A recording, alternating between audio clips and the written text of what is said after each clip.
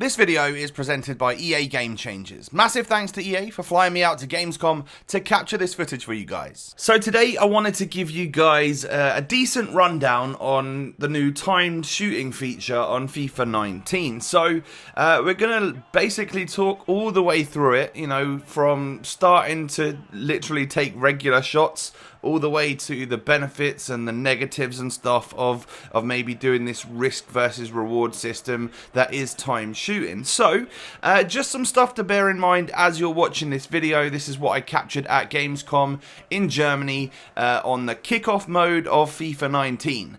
So it's all offline gameplay, so sometimes against the computer, sometimes against people like playing on the same console, so sometimes it's effectively like playing online, you know, you're playing another human being, but then a lot of the time also just playing against the AI. I'm literally sat at Gamescom in a room full of people that are also trying to record, so you can't always find someone to give you a game.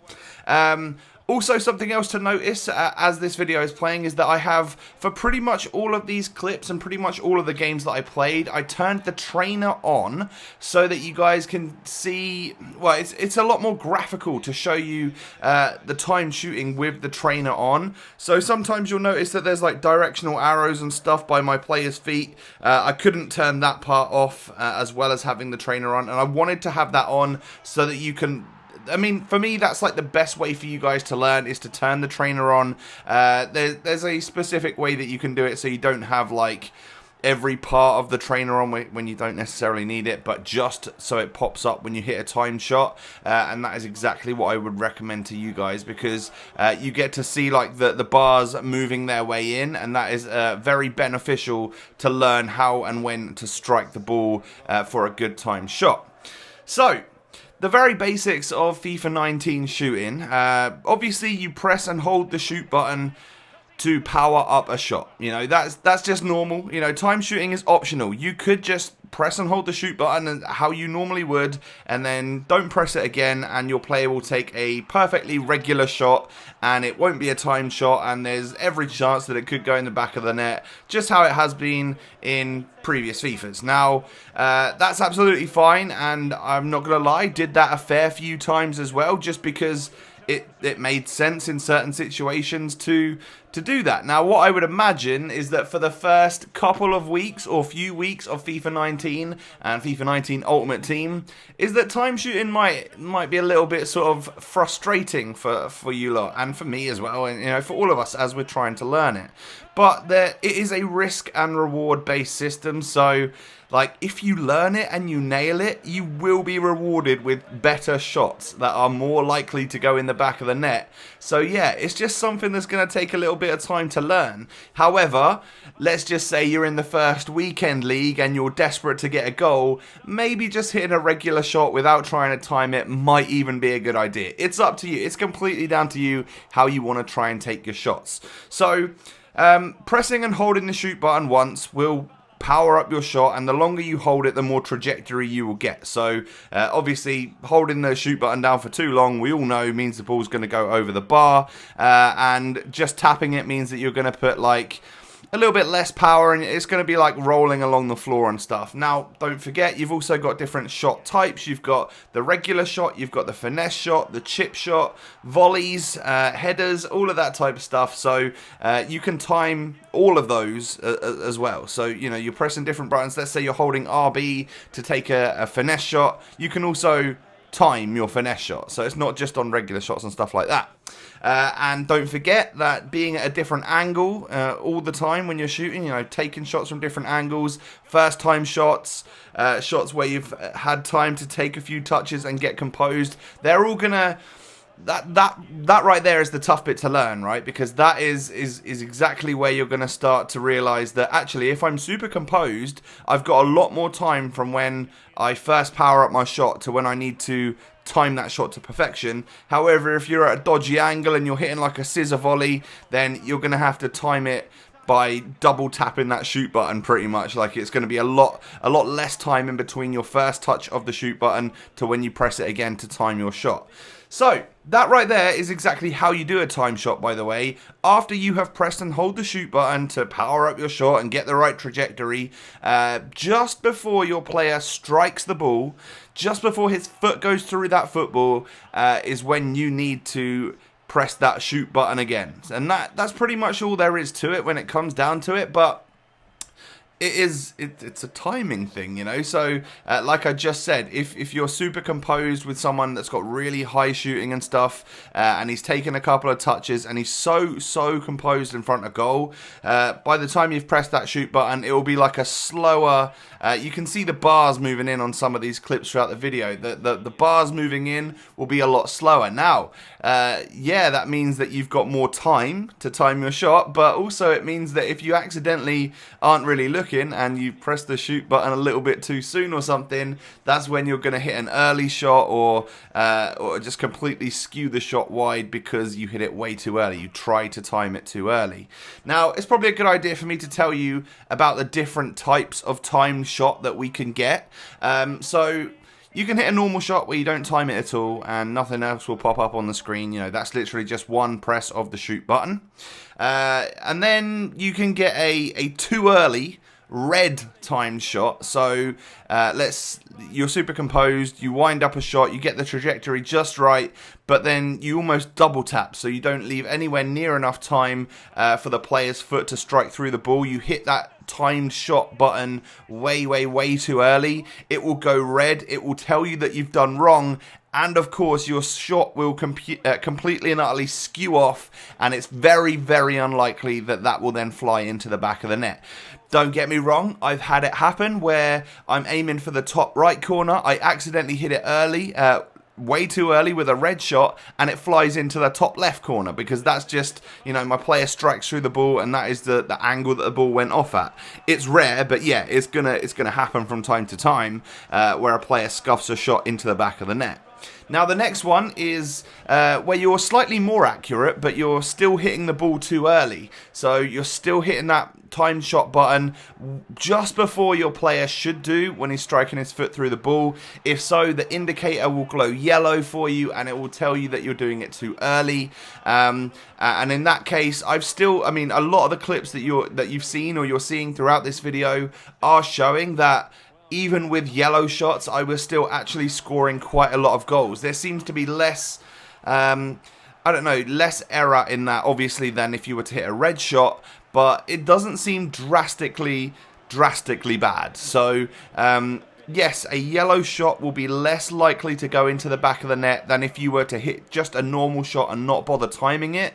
However, I still found them to go into the back of the net quite a lot. And there's one particular volley where I actually volley it down into the ground because I hit the shot too early. But it is a perfect situation where the ball hits the ground, bounces all the way over the goalkeeper and goes into the back of the net.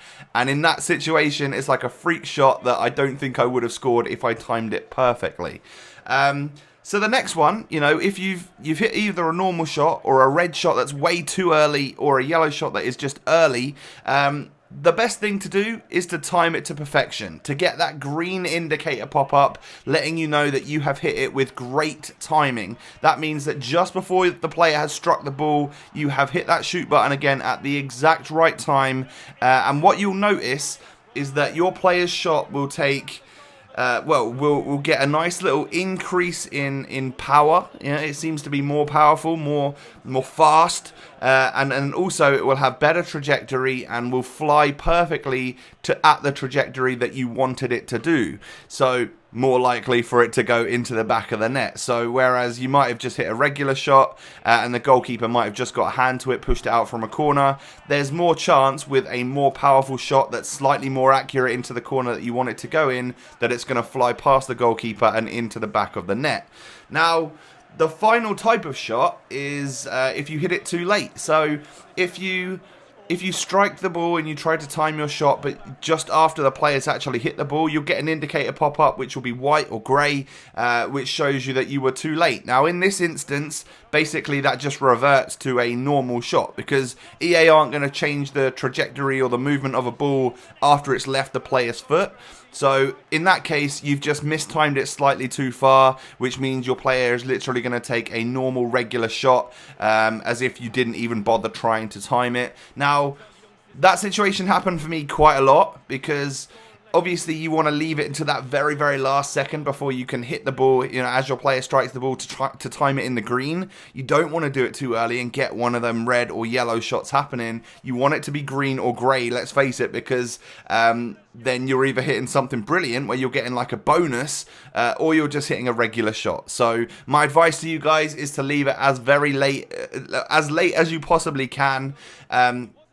And that's a great way to learn. What I would also say is that, yeah, you've got the indicator switched on. If you've turned the trainer on to help you for the time shooting, then yeah, you could be looking at that as well. But what I found to work best, and I would say at the capture event itself when I was in Cologne, I seem to nail timed shots quite well compared to some other people. So I played a lot of games and I did try and actually perfect this. Obviously I didn't perfect it, but I got quite good at it, and I was pretty good at hitting green shots. The way I did it was to just look at the player's foot. You get a good idea as to when he's ready to strike the ball as that striking foot moves through the ball, and that is a great time. And obviously if you can start doing that, then you're not really taking your eyes off the ball, of course, which is more beneficial to you. And you're more likely to hit some green shots. So there's just a little tip for you. Now, finally, just to wrap this up, I wanted to go over a couple of sort of weird situations that you might come across as you are hitting time shots. Like I mentioned earlier, yes, you can still score if your time shot is red or yellow, but it is just far less likely to happen. Obviously, incredibly less likely to happen with a red shot, and a yellow shot, well, it could still happen, but it's not as good as just not timing your shot. But on the flip side, you can hit green, great timing shots that then still get saved, or hit the bar, or go over the bar, or whatever, like that don't go into the back of the net. Hitting a green, great timed shot does not guarantee you a goal. Now, the reason for that is because you're powering up your shot to begin with. So if you are, let's say, on the edge of the area, hitting a powerful, normal powerful shot, and you hold it for a little bit too long, where the ball is actually going to fly over the bar, but you time it to perfection, it might mean that the trajectory is a little bit more easy on you, i.e. it's not going to fly over the bar, but it might then smack the crossbar or something like that. It is all down to how much power you put up on that shot and what angle you're at and stuff at the start of the shot, to actually, that determines the outcome nearly as much as actually timing it does. So there are plenty of instances where I've hit perfectly green shots which still don't fly into the back of the net. It does not guarantee you a goal, it just makes it more likely. So my overall thoughts on this so far is that yes, it's probably going to be a little bit frustrating for you guys and even me to learn as we play FIFA 19 for the first few times. However, I feel like it's worth putting the extra time in to try and learn it, because the reward does outweigh the risk, in my opinion. Because if you do what I said, which is 1, watch the player's foot as he strikes the ball, you're going to learn it quite quickly. 2, leave it as late as you possibly can, so you're either hitting a green shot or a grey shot, which is just a normal shot. Then you can't really go wrong. It's only when you get a little bit too, I don't know, you think you're doing it right, but actually you're hitting that time shot way too early. That's when you're going to get misses that could have possibly gone in the back of the net if you didn't do anything at all. Also, something to note is that yes, the low driven shot on FIFA 18 has been double tap the shoot button, and everyone is used to doing that, and we all take loads and loads of shots like that. if you go into FIFA 19 trying to do those types of shot, you know, the low driven shot has actually changed button combinations now. It is no longer just double tap the shoot button. It's hold LB and RB and then press shoot once. That is your low driven shot. So yes, there's going to be some people that have that muscle memory in the controller still, meaning that the first few time shots you take are just going to go completely red because actually you think what you're doing is a low driven shot. Try and get that button mechanic out of your head as soon as possible and you will have the best chance of succeeding. So there you go, guys. That is just a bit of a chat on the time shooting feature here on FIFA 19. Hopefully I've explained it well enough for you guys to understand it and to get a good idea as to whether or not it's worth the risk and stuff to take the shots and to try and learn this. And if you haven't listened to all of it, yes, I do think it is a great a great opportunity for you to have a better success rate in front of goal. So hit me with a thumbs up on the video if you found it useful. I'd greatly appreciate that. Don't forget to share this video around with all your friends so everyone's ready for FIFA 19. Subscribe to the channel if you're new around here. Have a lovely day, guys, and I will catch you next time. Peace.